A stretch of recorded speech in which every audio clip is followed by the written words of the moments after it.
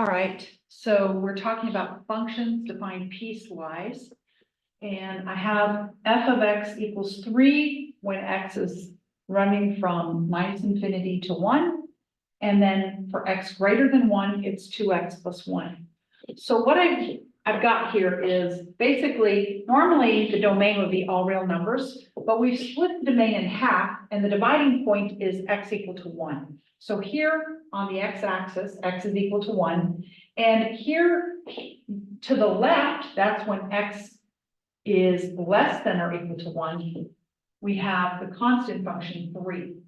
So our function is going to look like this. And it includes 3, 1, at 1. Here x is less than or equal to 1, and it's 3.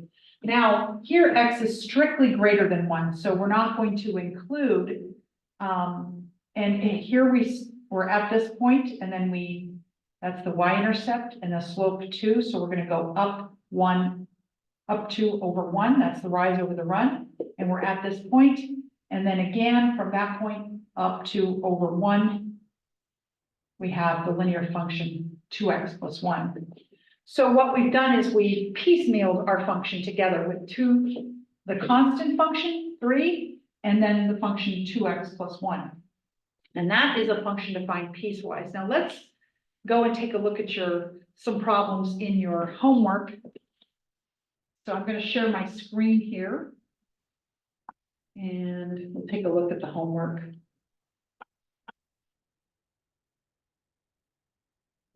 All right, so here's an example of a function. You're renting a moving van, and it's $75, just a flat fee, $75 for the first 20 miles. So when x ranges, x is the number of miles that you are traveling with this moving van. And in the first 20 miles, you're flat at 75. So that's the constant function. And so B and C both indicate that. We have 75 if x runs from 0 to 20. Now, if you rent beyond that 20 miles, then you're going to be charged $9 for each additional mile that you travel. So then we know that the slope is going to be 9 of that new function. And so the question is, so here you can see the domain is 20. X is ranging from 20 to 100 here and here. And you're going to have 75. So when X is 20, you don't want to charge an extra $20. So that's why they subtract the 20, because you want to kind of start out at 0 again. You've got your 75. But then you want your x to start at 0, so that if you go 0 extra miles beyond that 20, then you're going to add nothing. But if you go 21, you're going to subtract the 20 so that you take 70 plus an extra 1 mile. You don't want to be charged twice for the first 20 miles. So that's why we subtract 20, because we want to start back at 1. Even though we're doing 21 miles, we want to go back. So it's a flat 75, then we're subtracting 20 as opposed to adding 20. This would put you at 41 miles, and that's not where we want to be when we're doing the 9 for each mile. So C is the correct answer in that one. I'm sorry, B. Okay, now the next question. It says evaluate the function f at the indicated value. So here we can see x is either less than 9 or x is greater than or equal to 9. And so here we have the linear function x minus 9 if x is less than 9. And it says that you want to evaluate f of 0. So you have to decide, where is 0 in the domain?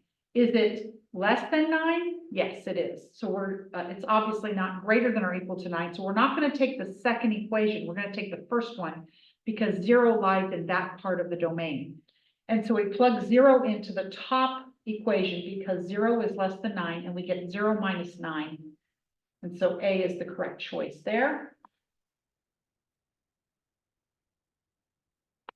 Now we have our piecewise function is divided into three separate functions with three separate pieces of the domain.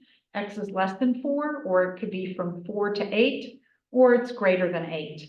So if we're evaluating f at -4, -4 is less than 4, and so we're going to take the top one. That is where -4 lies in that part of the domain, and we're going to plug -4, and we're going to take 7 times -4 plus 1. So that's going to be -28 plus 1, or -27. See how this works? You've got to find out where the input value, which part of the domain does it lie in, and then pick the equation that matches that piece of the domain. All right, so now it says determine the domain of f using interval notation. So here in the first part, it runs from -2 to 2, including 2, and then x runs not including 2 up to 5. So if you piece those two intervals together, you see that x runs from -2 all the way up to 5, including -2 and 5. So the domain, and we're going to use interval notation, runs from, we use the square bracket, -2, because we want to include -2 in that, and then up to 5, including 5. And the reason why we use the square brackets is because notice here, x is less than or equal to -2, so we include -2, and x is less than or equal to 5, and so we include 5. So it runs from -2 to 5, including those endpoints. Okay.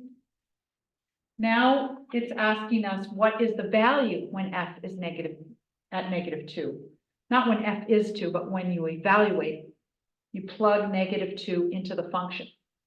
So taking -2, we see that it lies in this region here. X is greater than or equal to -2. So plugging -2 into this part of the function is 4 times -2 is -8.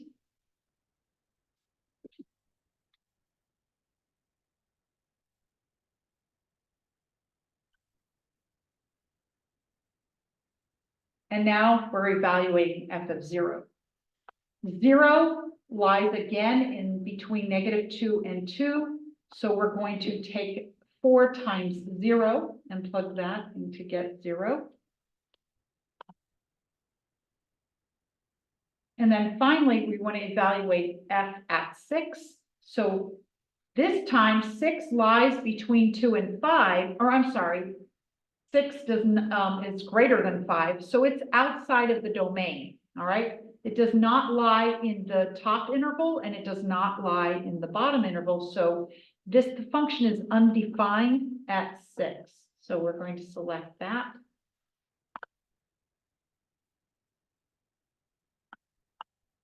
And then it's trying to call me, so I'm going to end this video. And if you have any questions, reach out to me.